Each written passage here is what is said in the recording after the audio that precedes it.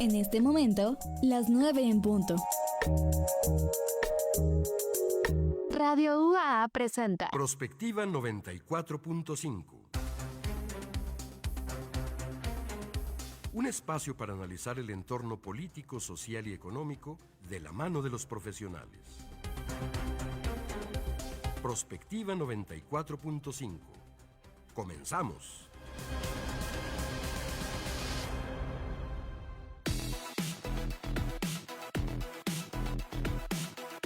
Hola, ¿qué tal? Muy buenos días, bienvenidos a Prospectiva 94.5, gracias por estarnos acompañando esta mañana de martes, ya es 9 de septiembre de este año 2025, agradecer a todas las personas que están siguiendo la señal de Radio UAA, estamos en la transmisión completamente en vivo en esta cabina, es el edificio 14 de nuestra máxima casa de estudios, gracias también a quienes nos acompañan en el canal 26.2 UATV, estamos en la transmisión en vivo también en Facebook Live y en YouTube, en Radio UAA 94.5 FM. El día de hoy vamos a desglosar y hacer una evaluación con nuestros especialistas de este primer informe que ya dio a conocer la presidenta Claudia Sheinbaum con estas visitas de Estado y por supuesto vamos a platicar qué es lo que viene precisamente de los programas sociales, pues vamos a ir desmenuzando poco a poco cada uno de estos puntos de los que destacaba la presidenta en su mensaje y de este documento que fue entregado precisamente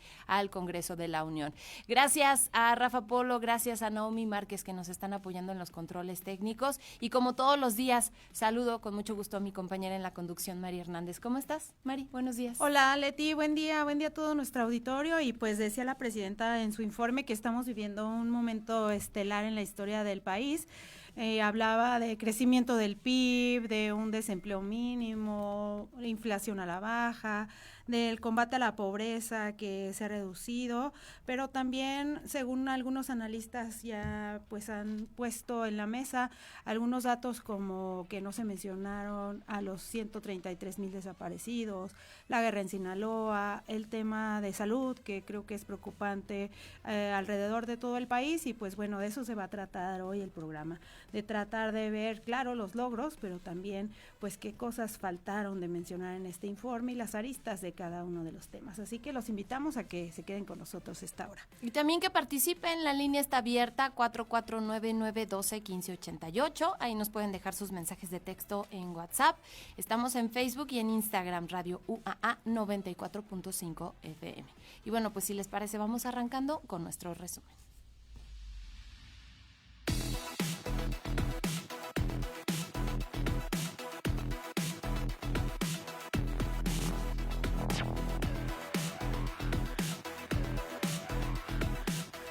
Bueno, pues iniciamos con el tema local. El secretario del Ayuntamiento, Enrique García López, adelantó que se estará buscando igualar la disposición de la ley seca en los municipios de Aguascalientes, en Jesús María y en San Francisco de los Romo, a fin de coordinar los esfuerzos en la zona metropolitana para inhibir el consumo de alcohol durante la celebración de las fiestas patrias. Previamente, la Dirección de Reglamentos habría dado a conocer que la ley seca se impone de las 3 de la mañana a las 2 de la tarde del próximo 16 de septiembre. Y bueno, hablando de este caso del huachicol fiscal, el día de ayer un capitán de navío de la Secretaría de Marina fue hallado sin vida en su lugar de trabajo luego de ser implicado en la red de huachicol fiscal precisamente investigada en Tampico, Tamaulipas. Abraham Jeremías Pérez Ramírez era responsable de la Unidad de Protección Portuaria de Altamira, Tamaulipas.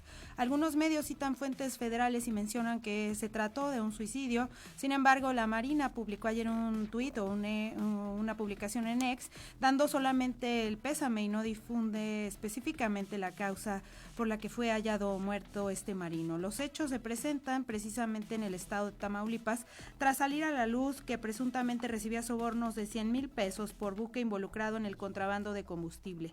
Todo esto como parte de una investigación federal que destapó una red criminal conocida como huachicol fiscal operada a través de la aduana de Tampico y protagonizada presuntamente por sobrinos del exsecretario de Marina. De acuerdo con la información revelada del caso, la red cobraba cuotas millonarias de hasta 1.7 millones de pesos por cada embarcación de combustible ilegal que entraba, y mientras se falsificaban manifiestos de aditivos para aceites y lubricantes. El testimonio clave provino de un capitán convertido ya en testigo protegido, identificado con la clave de Santo, quien admitió haber recibido una parte de esos recursos y reveló una estructura de corrupción que involucraba a altos mandos navales y aduanales. La FGR, en colaboración con la CEMAR y la Secretaría de Seguridad y Protección Ciudadana, logró la detención de 14 personas, mismas que ya fueron vinculadas a proceso el día de ayer en una audiencia. El decomiso de 10 millones de litros de diésel en un buque en marzo pasado fue la clave para impulsar esta investigación. Y hoy temprano el Instituto Nacional de Estadística y Geografía, el INEGI, dio a conocer que el nivel de inflación que está alcanzando nuestro país, los productos que aumentaron y bajaron de precio por el repunte precisamente de la inflación en agosto. De acuerdo con el INEGI, el índice nacional de precios al consumidor aumentó 0.03% en agosto de 2025, por lo que la inflación cerró en 3.57% después de que en julio se ubicó en 3.51%. ¿Qué productos subieron de precio en agosto de este 2025? La vivienda propia, loncherías, fondas, torterías, taquerías, el chile serrano y el tomate verde. Los productos que bajaron de precio en este mismo periodo: el pollo, el jitomate, el transporte aéreo y el cine.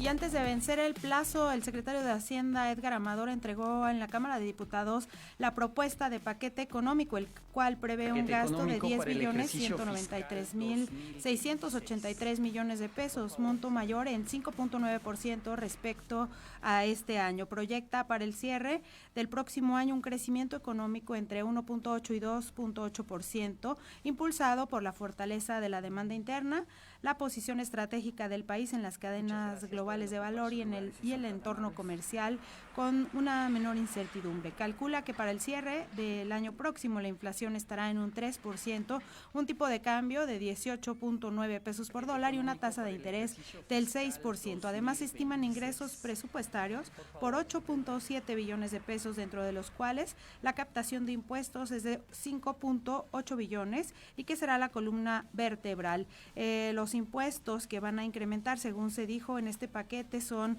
los de los refrescos, tabaco, alcohol y videojuegos violentos. Además, el presupuesto petrolero sumará 1.2 billones de pesos.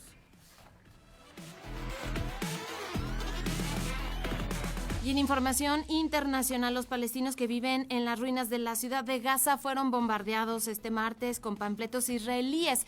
Los mismos les ordenaban salir después de que Israel dijera que estaba a punto de arrasar el área en un ataque para eliminar a Hamas. Los residentes de la ciudad, de 1 millón de palestinos antes de la guerra, llevan semanas esperando un ataque desde que la gestión de Benjamín Netanyahu diseñó un plan para darle un golpe fatal a la organización terrorista en lo que consideran los últimos bastiones del grupo. Textual lo publicó: les digo a los residentes de Gaza que aprovechen esta oportunidad y me escuchen atentamente. Están advertidos, salgan de ahí. Así declaró Netanyahu, según citó Reuters. Las autoridades sanitarias de Gaza anunciaron que evacuarían los dos principales hospitales operativos, Al-Shifa y Al-Ali, a la par de mantener la atención a los pacientes. Y bueno, pues ya se ordenó el traslado a una zona humanitaria en Al-Mawasi, en donde figuran tiendas de campaña.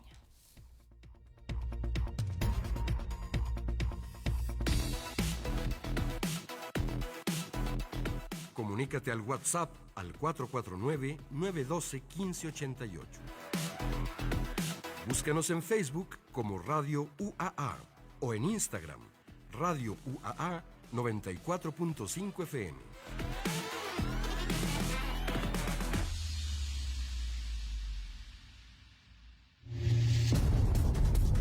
La presidenta Claudia Sheinbaum presentó su primer informe de gobierno, un ejercicio que no solo marca el pulso de sus primeros pasos en el poder, sino que también abre la puerta al análisis de los retos estructurales que enfrenta México. En materia de seguridad, la mandataria ha subrayado la continuidad de la estrategia de fortalecimiento de la Guardia Nacional y la coordinación con estados y municipios. Sin embargo, el debate sigue abierto, pues los niveles de violencia e impunidad no muestran signos claros de reducción y persiste la inercia de sexenios anteriores. En el ámbito de la economía, los indicadores macroeconómicos reflejan cierta estabilidad y un esfuerzo por mantener la disciplina fiscal, al mismo tiempo que se proyectan nuevas inversiones estratégicas en energía e infraestructura. La gran pregunta es si estas medidas serán suficientes para dinamizar el crecimiento y sobre todo para traducirse en empleos de calidad. Respecto a la pobreza, los programas sociales mantienen la prioridad en la agenda presidencial, buscando reducir desigualdades y garantizar derechos básicos. No obstante, los desafíos y las preguntas sobre si estos apoyos generan movilidad social o simplemente funcionan como medidas de contención siguen en el aire. La salud se mantiene como otro de los ejes centrales. La transición hacia un sistema universal enfrenta obstáculos en financiamiento, abasto de medicamentos y condiciones laborales del personal sanitario. El balance del primer año permite cuestionar si realmente se avanza hacia un modelo más eficiente y accesible. Estos temas son algunos de los que hoy ponemos sobre la mesa de Prospectiva 94.5.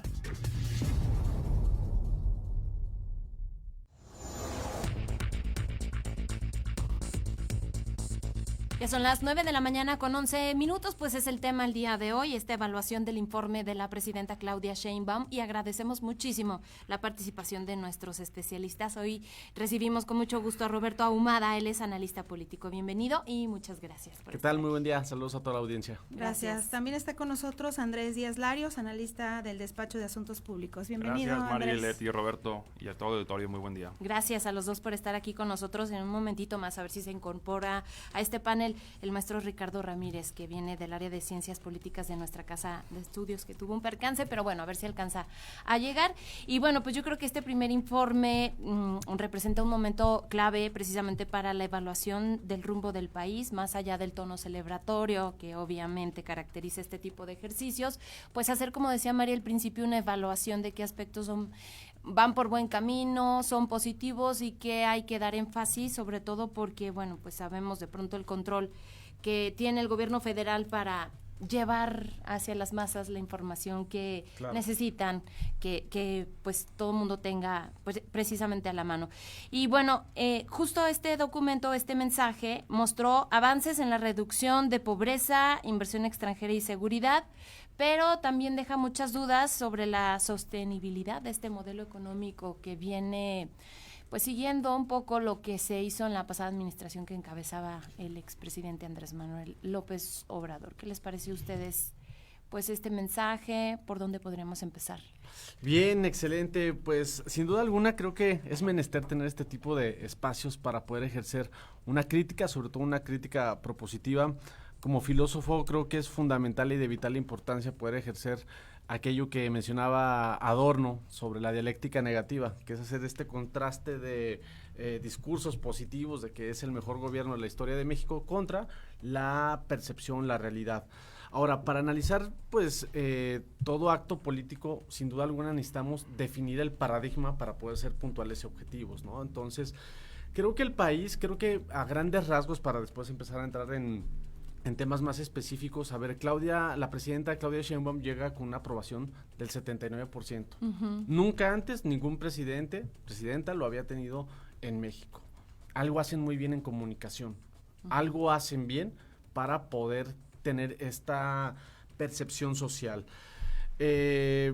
Curiosamente, somos uno de los 10 países con mayores índices de felicidad, que está vinculando al coeficiente de Gini, que es un indicador económico que extiende los temas de desigualdad, pero también cuando volteamos a ver cualquier diario, cualquier noticia de cualquier estado, vemos que el tema de seguridad es algo sumamente preocupante, algo sumamente amenazante y que incluso ya se está naturalizando en nuestro país el tema de la violencia, de los secuestros, de la extorsión, del cobro de piso.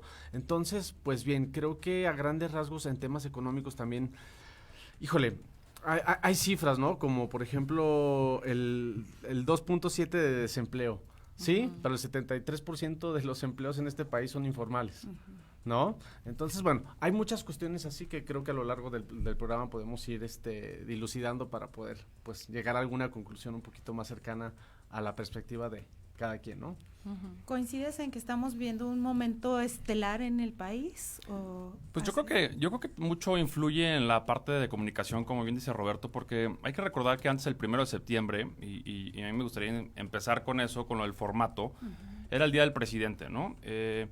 Y también había contrastes en aplausos y abucheos, porque el presidente iba al Congreso de la Unión, a la Cámara de Diputados, a presentar el informe, y no solo eso, sino había posicionamientos de los distintos grupos parlamentarios en donde se contrastaba la versión oficial del gobierno con la de la oposición, sea la que haya sido, ¿no? Esta reforma a mí me parece que fue muy importante porque ahora el presidente manda el informe al Congreso de la Unión y hace un evento en donde el presidente o a la presidenta le plazca con un auditorio totalmente garantizado los aplausos. Eso para mí me parece que es importante. ¿Por qué? Porque permite alinear tanto el evento como el mensaje. Y para ello es claro también analizar los 15 periódicos de mayor circulación en este país, 8 tenían la misma portada, la misma foto y la misma frase. Entonces, a mí me parece que hay una alineación estratégica para poder comunicar eso. Evidentemente yo sí veo que hay buenos números, pero también hay números que no necesariamente reflejan la realidad que está viviendo en el país, ¿no?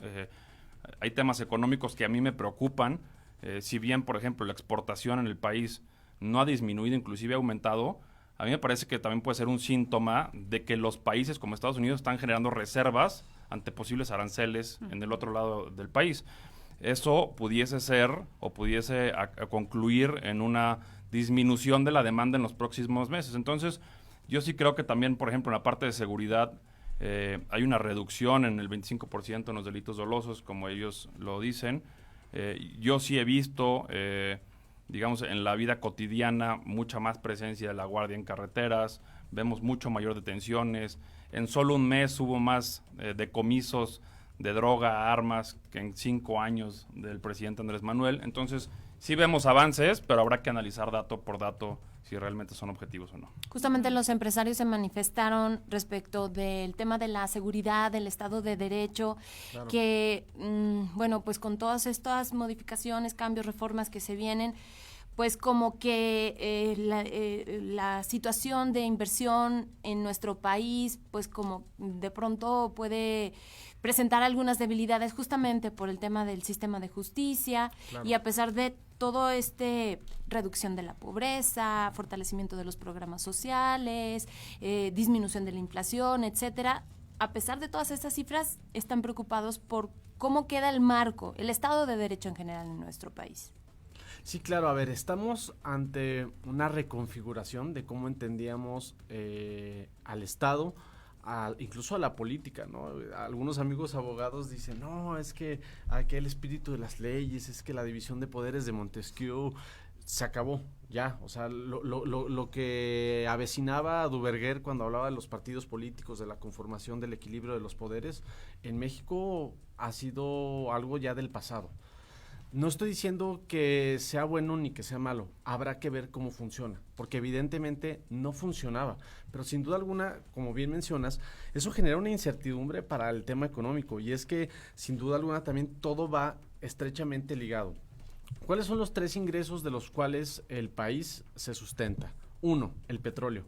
Tenemos un tema energético sumamente arcaico.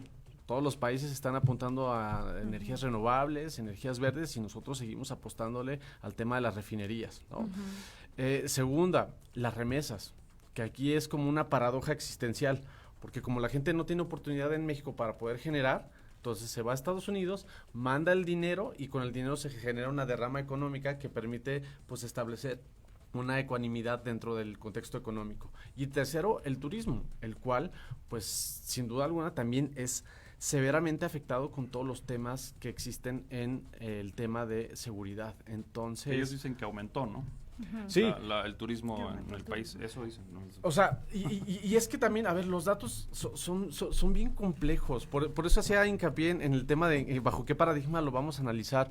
Si ustedes contrastan el tema de lo que presenta Coneval de la disminución de la pobreza, sí, claro, pero siguen 55 millones de personas estando en ese extracto socioeconómico. Y si ustedes ven la perspectiva y la posibilidad que van a tener las nuevas generaciones para poder adquirir una casa, son casi nulas. Entonces, ¿de qué estamos hablando? ¿Por qué hablamos? Justo un amigo reportero hablaba de estos espejismos políticos en los discursos, sobre todo está bien, y volteamos a ver los baches, o volteamos a ver, sí, hay más presencia de la Guardia Nacional, coincido con lo que menciona Andrés, pero basta que vayamos a Teocaltiche para sabemos que es un narcomunicipio, o que vayamos a Sinaloa para que sepamos que es un narcoestado, ¿no? Entonces creo que está toda esta cuestión que hace bastante complejo poder llegar a alguna conclusión de manera específica. Además, por ejemplo, el IMCO analiza algunas cosas como el tema de la inversión directa o de la inversión bruta, digamos, que hay una disminución considerable, a pesar de que, como tú dices, aumentaron las exportaciones y se reinvirtieron algunos capitales de inversión extranjera. A mí me parece que el IMCO, la directora, hace un apunte muy interesante, y seguramente es a lo que te refieres, en tema de la inversión directa extranjera. Sí, exacto. Y ahí me parece que está la clave hacia el futuro, ¿no? Porque una cosa es que el tren, el camión traiga su vuelo, ¿no? Con toda esta inestabilidad y que seguramente sigue avanzando. Y otra es si sigue acelerando o no, ¿no? Y ahí es donde vienen esos datos importantes como el tema de la inversión, que sí ha disminuido, a pesar de que ellos dicen que no. Sí hay una disminución directa en la inversión. Y es obvio, si hay una incertidumbre, no solo en el país, sino internacional, sobre temas arancelarios, pues ¿en dónde pones tu inversión, no? Y me parece que hay una, digamos, retención de esa inversión, no solo en nuestro país, sino en varios países, con toda la parte que está haciendo Trump global, ¿no? Pero eso no quiere decir que no vayamos a tener afectación en lo inmediato, porque a fin de cuentas eso tiene que ver muchísimo con temas de empleo. No hay una inversión real que yo vea, además de trenes, en la parte de infraestructura. Si bien hay una disminución en la parte de seguridad y hay un aumento en estas detenciones en el huachicol que está de moda, en el huachicol fiscal en los últimos días con el tema de la Marina, etcétera, hay muchísimos transportistas que siguen obligados a comprar huachicol. Hay muchísimos transportistas que siguen obligados para cruzar en ciertos territorios a pagar una cuota. Hay muchísimos constructores en el sureste mexicano que pagan cuotas a los sindicatos disfrazados de cuotas voluntarias patronales para poder trabajar. Entonces, a mí eso sí me preocupa y yo creo que eso sí va a tener una afectación económica. Y también yo no dejaría de lado el analizar el informe con el paquete presentado el día de ayer de una manera bastante no acostumbrada y me atrevería a decir desaseada en el Congreso, muy apresurada, cuando antes el paquete económico se presentaba con una solidez importante. Me parece que es parte de la incertidumbre interna que ellos traen. Y hay que analizar el informe con lo que ella propone económicamente para este año, que yo creo que ahí hay un análisis importante en los programas sociales, en el aumento de impuestos que ella dice que no hay en el impuesto CIP, no hay en el IVA, no hay en el ISR, que es como el que más visiblemente tenemos los consumidores, pero sí hay en el tema de refrescos, en el IEP, sí hay en el tema de combustible, sí hay en la parte de juegos, sí hay en la parte de videojuegos, que a fin de cuentas están disfrazados con temas de salud, de violencia, de consumo, digamos, ecológico, pero hay un impacto directo en el consumidor y en la bolsa de los mexicanos. Claro. El tema de salud que creo yo también es importante destacar, sobre todo porque, pues, como dice Andrés, lo vivimos todos los días. Se ha incrementado, de acuerdo a las propias estadísticas del INEGI, la inversión que hacen las familias para atenderse en digamos que aunque sea en una farmacia. Claro.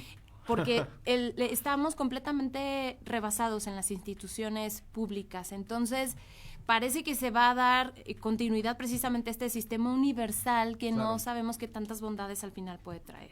Claro, a ver, en el tema de salud, qué bueno que lo mencionas, creo que es de esos puntos de quiebre en los que nos encontramos, porque, a ver, el sistema de salud pública está completamente rebasado. Y no solo eso, está a punto de estar colapsado, que son dos cuestiones distintas. Hay un estudio que presenta el CIDE, en donde efectivamente, a ver, las personas que tienen posibilidad de tener acceso a salud pública, ya hay una cuestión. Y segunda, la cuestión económica que representa. Si el gobierno no me puede dar acceso a salud pública y salud digna, que sabemos que aunque hacen un esfuerzo titánico, basta que vayamos a cualquier hospital, a la zona de urgencias, para que nos demos cuenta de la realidad que se vive ahí. No hay medicamentos, no hay médicos y hay filas de espera y gente que está esperando un diagnóstico o un estudio dentro de 8 meses pidiéndole a Dios que lo puedan atender para que su vida no claudique.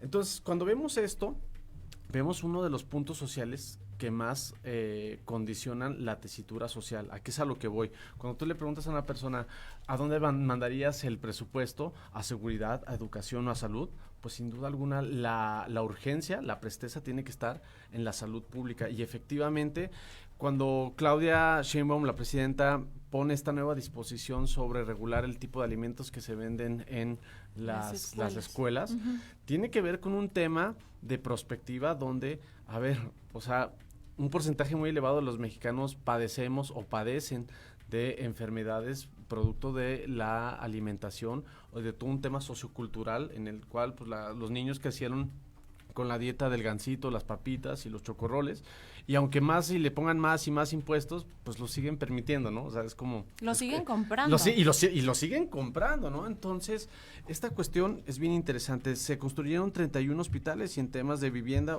249,000 casas. Suena bien, suena extraordinario. La pregunta, ¿es suficiente?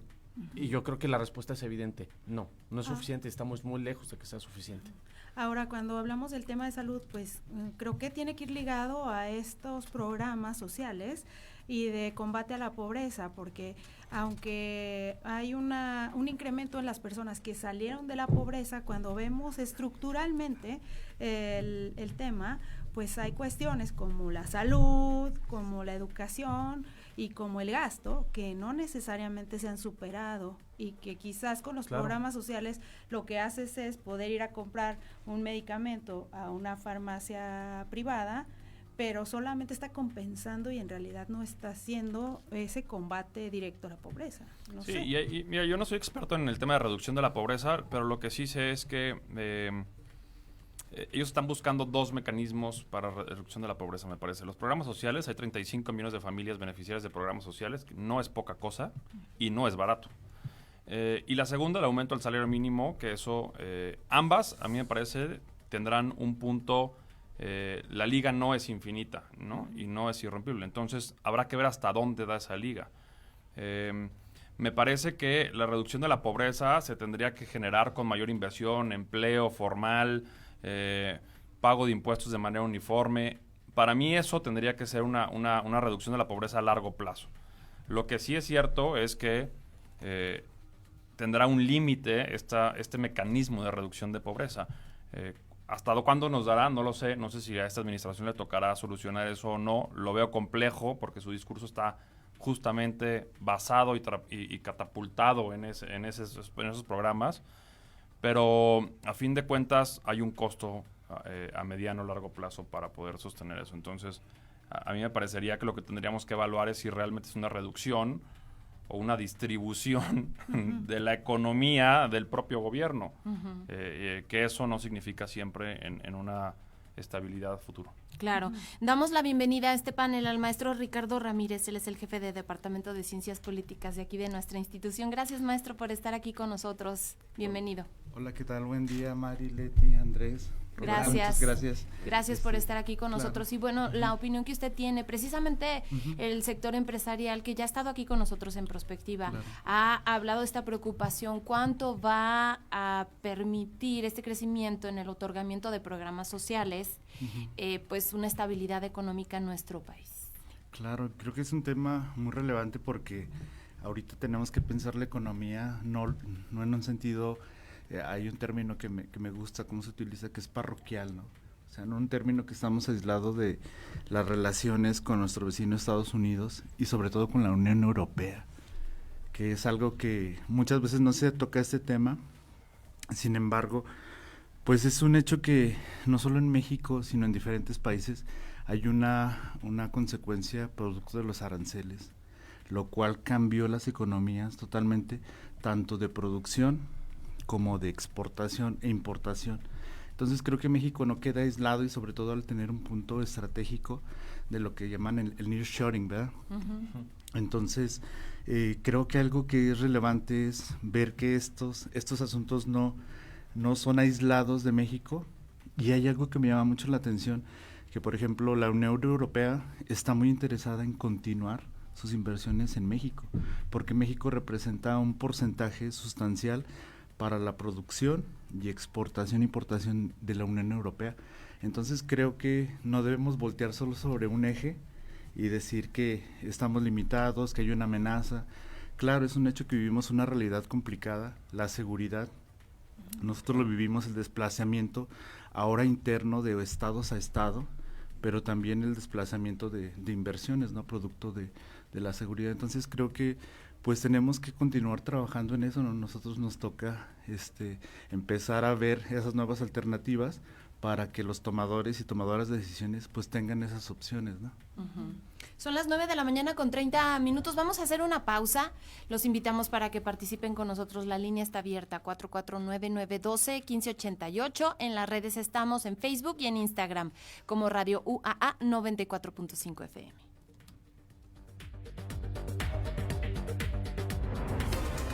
Prospectiva 94.5.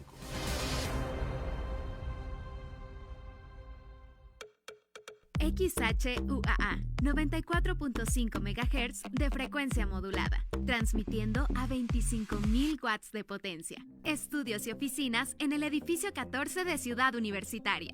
Aguascalientes, México. Radio UAA, proyección de la voz universitaria. Movimiento Ciudadano te falló de nuevo. Esta vez, ayudaron a Morena a impulsar las leyes censura y espía, para que el gobierno pueda castigar a los ciudadanos que los critican en redes y taparle la boca a los medios de comunicación. Los nuevos también ayudaron a que el gobierno te pueda espiar, teniendo acceso a tus mensajes, llamadas y ubicación en tiempo real. Eso es una dictadura, y ellos son unos traidores. Por eso el PRI es la única oposición en México. PRI, el mejor partido de México. Durante la temporada de lluvias y huracanes, el gobierno de México está preparado y cada labor de prevención cuenta, desde el monitoreo de presas y ríos, la vigilancia de fenómenos meteorológicos, la preparación de equipos especializados o la construcción de obras de protección, además de lo que haces en tu comunidad, como procurar que las coladeras de tu calle estén libres de basura o evitar cruzar ríos y arroyos crecidos. En temporada de lluvias y huracanes, la prevención es lo más importante. Comisión Nacional del Agua. Gobierno de México. ¿Sabías que lo que comes también puede influir en tu estado de ánimo? Este jueves en Construyendo una Vida Mejor hablaremos de nutrición, depresión y prevención del suicidio. Descubre cómo una buena alimentación puede ser aliada para cuidar tu mente y corazón. Te esperamos a las 11:30 de la mañana solo por Radio UAA.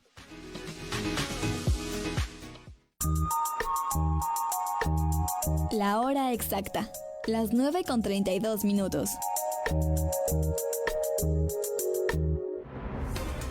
Prospectiva 94.5.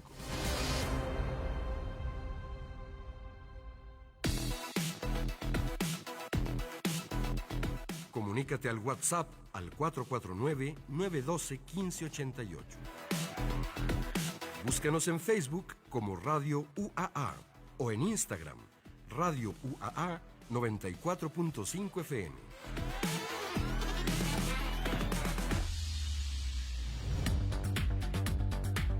Son las 9:33 a.m. Estamos haciendo una evaluación del informe de la presidenta Claudia Sheinbaum y están con nosotros el maestro Ricardo Ramírez, él es el jefe de Departamento de Ciencias Políticas. También está Roberto Ahumada, que es analista político, y Andrés Díaz Larios, analista del Despacho de Asuntos Públicos.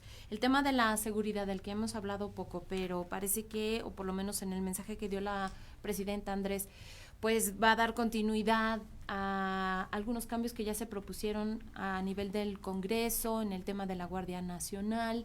Y bueno, decías, hay más presencia justamente de estos elementos en las carreteras, pero los resultados pues todavía no son palpables por la ciudadanía.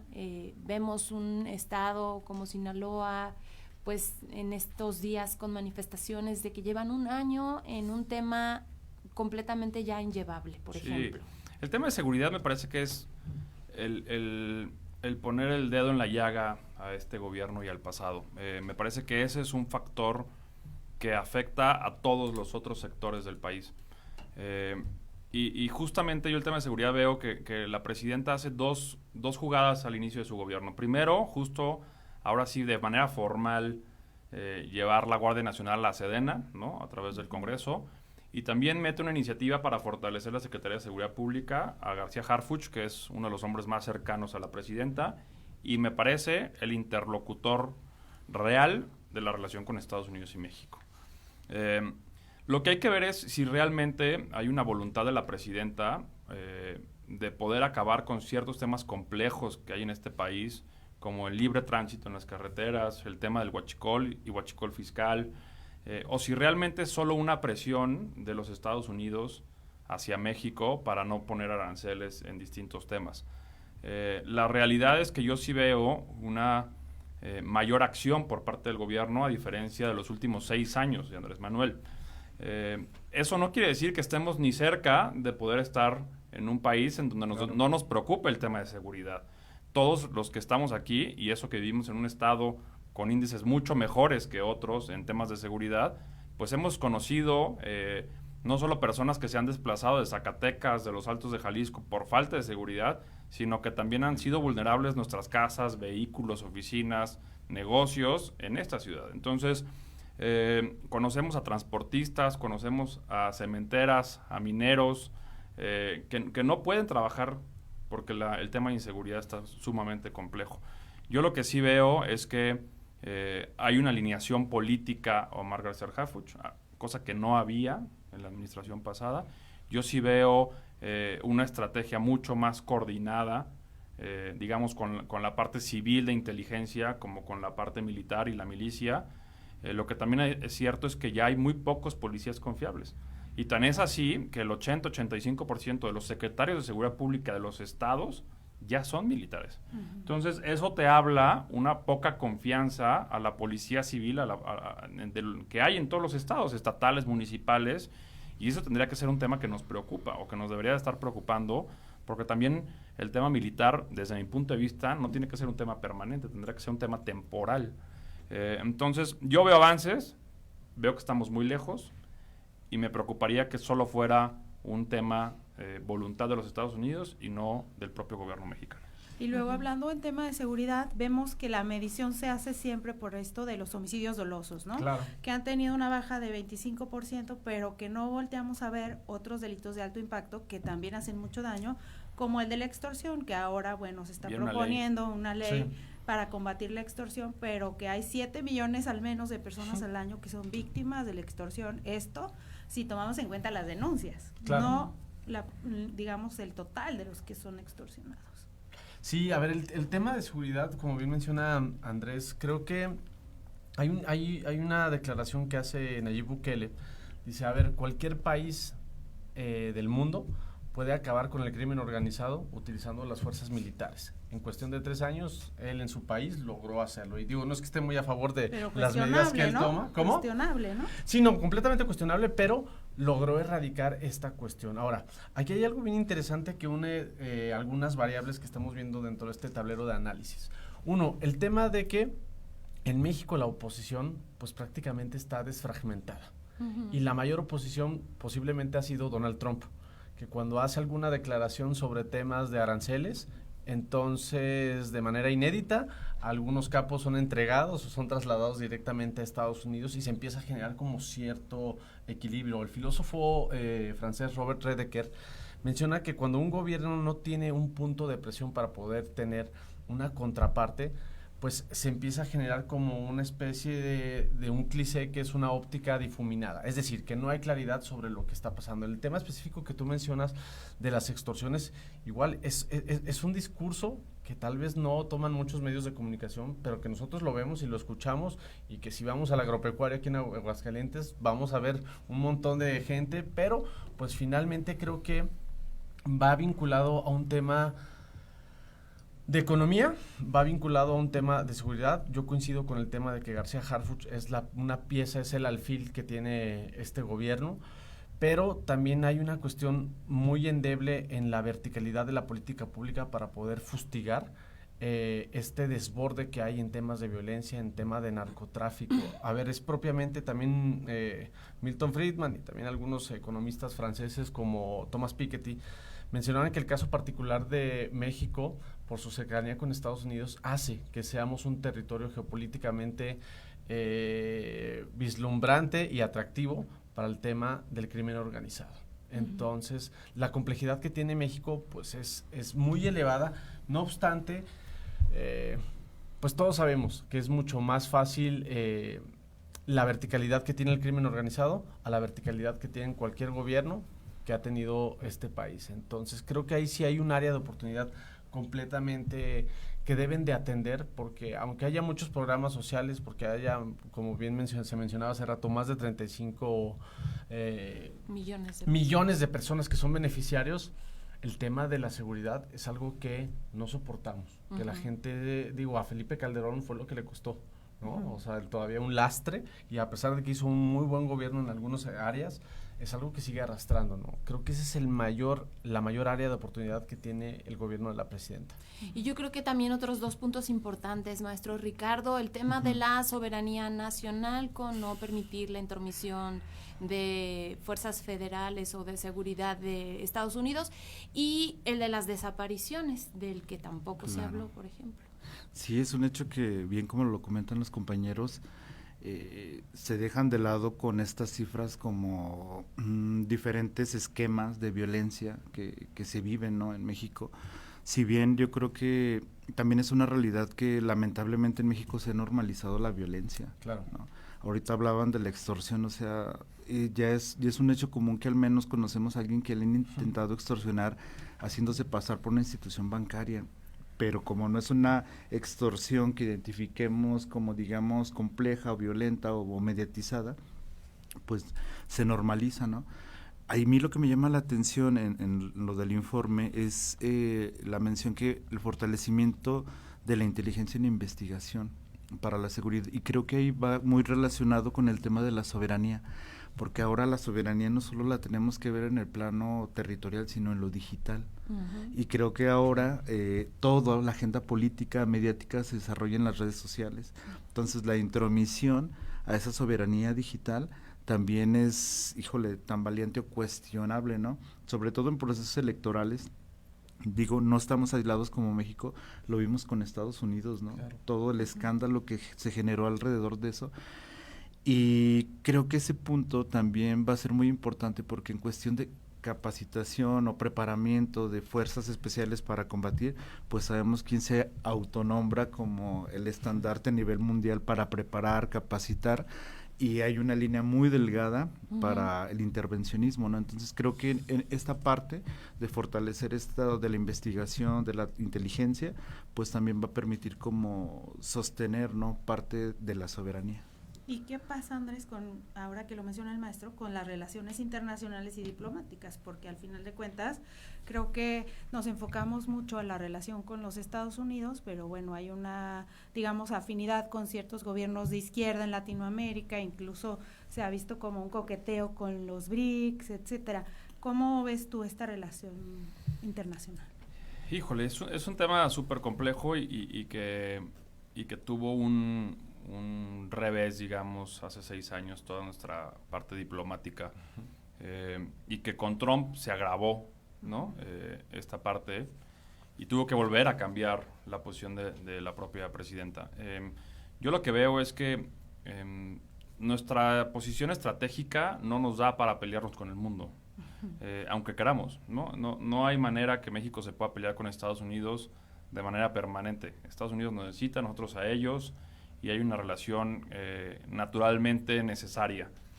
Y también recordar que México es el país, si mal no recuerdo aún, con más tratados de libre comercio en todo el mundo. Eso, naturalmente, pues nos pone en una condición de negociación importante. Lo que sí creo es que, por lo menos la presidenta se ha mesurado mucho con los presidentes de otros países de izquierda. Por lo menos en la parte pública, lo ha mesurado muchísimo su discurso de apoyo. En la parte económica, no, porque sigue habiendo contratos con Cuba, con Venezuela, ¿no? Ayer salió uno con la televisora de Venezuela, o sea, que pagamos, o sea, es increíble.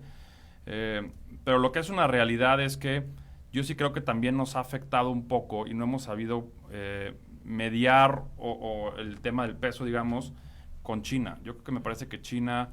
Estamos haciendo lo que Estados Unidos quiere con China y me parece que más bien tendríamos que estar haciendo una estrategia distinta con China para un poco mediar las negociaciones con Estados Unidos. El problema es que a Trump en el fondo no le importa nada que tiene que ver con comercio, aunque es el fondo de su necesidad, sino todo lo basa la negociación en temas de seguridad y ahí las llevamos de perder en todas. Entonces, yo creo que la presidenta de algún modo lo ha hecho bien, ¿no? Hay que también reconocer esa parte.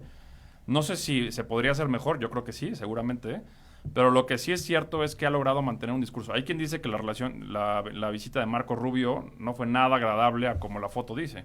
Hay quien dice que inclusive pues hubo gritos, digamos, un poco levantamientos de voz por parte de él en temas de seguridad, en temas de huachicol. Hay quien dice que las detenciones que se dan de la Marina fueron con expedientes realizados por los propios Estados Unidos. Entonces, también ese tema de la intromisión, pues yo creo que la inteligencia tendría que ser algo que se comparta en todas las partes del mundo. Me parece que eso se tiene que dar, pues, ¿no? Otro de los temas también la educación y los programas sociales a través de las becas de apoyo, que también es un punto importante, que van incrementándose y que, bueno, pues siguen siendo prioridad para esta administración. Claro, a ver, el tema de educación, también como con estudios en educación y apasionado de la educación. Híjole, si México quiere cambiar, tiene que darle toda una reconstrucción a su tema educativo, aquellas estilobatos, aquellas bases que plasmó Vasconcelos, justo en estas cartas que se mandaba con Gómez Morín, hablando de cómo crear conciencia ciudadana, el tema de la reconfiguración también que Torres Bodet puso en el sistema educativo. A ver, la educación en México está cooptada por sindicatos, o sea, un gran sindicato y los sindicatos dentro de este sindicato, y tenemos una educación que justamente ahorita que se ponía el ejemplo de China, estamos funcionando bajo la lógica del capital con los intereses de una geopolítica donde Estados Unidos marca el ritmo. ¿A qué es a lo que voy? Temas como el nearshoring, que muchos políticos aplauden, es, a ver, compadre, es algo muy sencillo, les regalamos la tierra, explotan a nuestra gente con los salarios más bajos, los directivos son gente de ellos y ellos se llevan su tecnología. En China eso no pasa. ¿Por qué? Porque las mismas características de la educación da para que, a ver, dejas aquí la tecnología y le enseñas a nuestra gente para que se capacite. Entonces el tema de la educación, creo que Nelson Mandela lo ponía, a ver, la única arma real para transformar un país, no para cubrir el tema de seguridad, es la educación.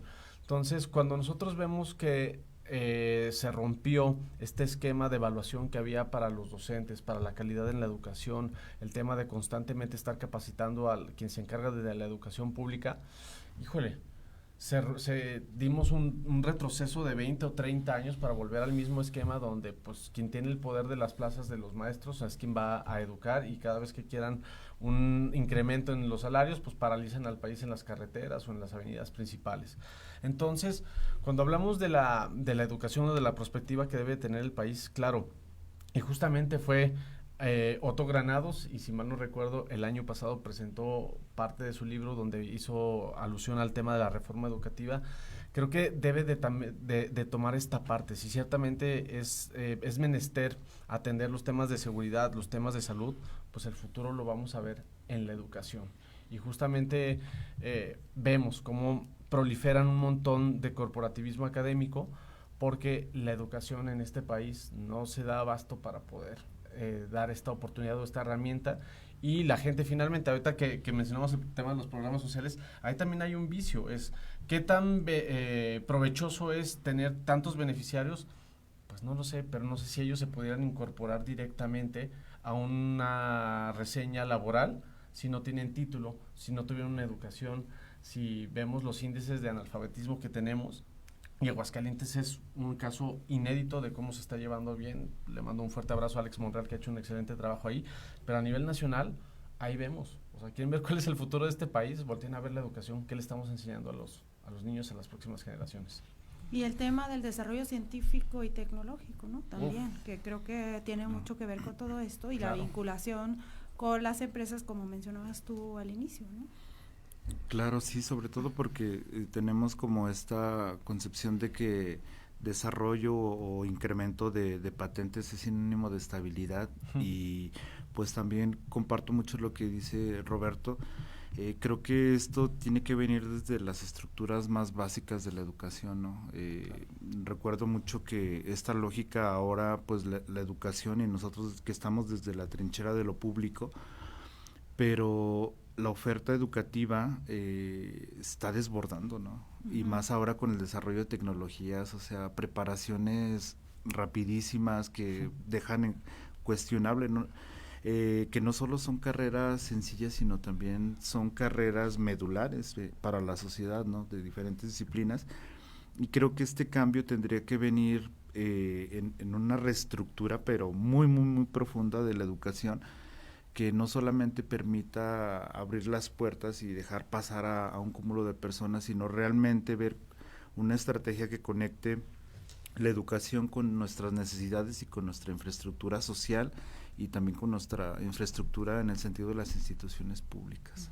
Tenemos aquí un comentario, dice, por supuesto que el gobierno de Morena no es el mejor, pero tampoco es el peor, o que todo esté mal como lo plantea la oposición, y los programas de bienestar deben subsistir junto con los programas de empleo, educación, salud y seguridad, como muchos otros países desde hace 60 años. Estos programas no tienen por qué desestimar a los otros, y para terminar, con la arraigada narcocultura necesitamos mínimo 3 sexenios. Gracias. A mí me gustaría hacer dos comentarios en relación a esos comentarios que menciona la audiencia. Yo creo que los programas sociales no deben desaparecer. Yo creo que nadie está a favor de que desaparezcan. Lo que sí tendríamos que hacer es buscar dos cosas. La primera, que tendrían que ser temas temporales. O sea, alguien no puede vivir toda su vida bajo un programa social, o tendrían que ser los menos. Y la segunda es, ¿cuál va a ser el mecanismo de fondear esos programas sociales? Me parece que tendría que haber nuevas alternativas de fondeo de esos programas sociales. Ahí está el reto, o esos dos retos desde mi punto de vista. Y en la parte de educación, seguramente ustedes sabrán más en la parte académica, pero sí creo que lo que nos falta a este país, y lo digo no solo para las universidades, para los institutos de educación, sino para las empresas, es que necesitamos aprender a utilizar herramientas. Los empleados, los estudiantes, tendrían que estar aprendiendo herramientas. ¿Qué busca una empresa? Que eficienten cosas, que sepan usar robots, que sepan usar inteligencia artificial, que sepan usar nuevas tecnologías. Sí es importante toda la otra parte académica, no digo que no. Pero lo que tendríamos que estar buscando, y eso se da de manera más inmediata para que no crezca la tentación de universidades patito o rápidas, etcétera, es el uso eficiente de nuevas tecnologías y herramientas. Eso es mi punto de vista. Ahora, ¿qué pasa con este tema que mencionó también, digamos, con mucho hablar de la presidenta sobre el tema de libertad de expresión y de elecciones, etcétera, ¿no? Cuando también vemos un poco el que se han quitado ciertas instituciones y organismos autónomos y de defensa justamente de libertad de expresión. ¿Qué podemos decir de este tema? A ver, híjole, qué interesante, lo traía aquí dentro de todos mis apuntes y los pendientes que tengo que sacar hoy, pero qué bueno que lo sacas a colación. A ver, en estas distopías que escribía George Orwell, La rebelión en la granja en 1984, ahí hay una reseña extraordinaria sobre el tema de la libertad de expresión.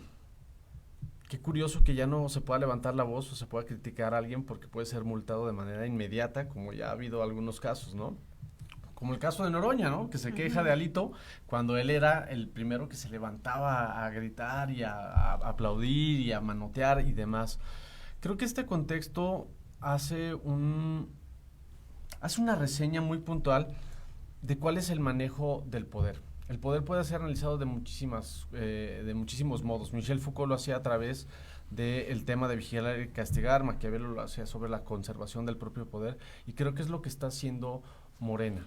Sin duda alguna está ejerciendo una verticalidad que, bueno, si preguntan, y no soy fan ni pro, si les ha funcionado, pues claro, basta voltear a ver la oposición, en cómo está concebida, los niveles que tiene, para entender perfectamente esta cuestión. Pero también esto nos lleva a el ocaso de poder ver el otro lado o el dualismo que puede existir con la interpretación de las cosas.